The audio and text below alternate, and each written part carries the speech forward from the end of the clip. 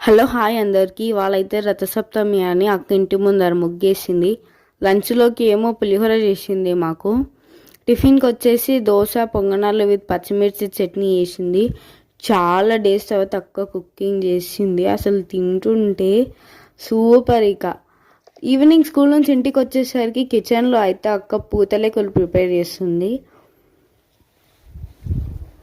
అసలు అవి చూడండి, అవంతలకు అవే లేస్తున్నాయి. నేనైతే షాక్. అక్క 2 days బ్యాక్ అయితే చాప్ స్టిక్స్ ఆర్డర్ పెట్టింది, అవి కూడా వచ్చినాయి.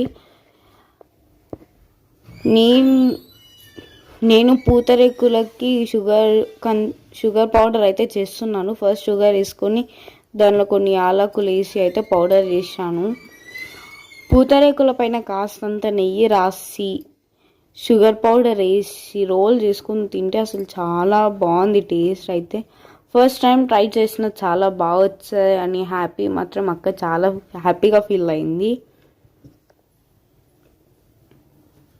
పూతరేకులు చాలా పోసి రోల్ చేసి మాత్రం ఇన్నే అయినాయి అన్నమాట. అంటే 2 పెట్టి రోల్ చేసింది అక్క.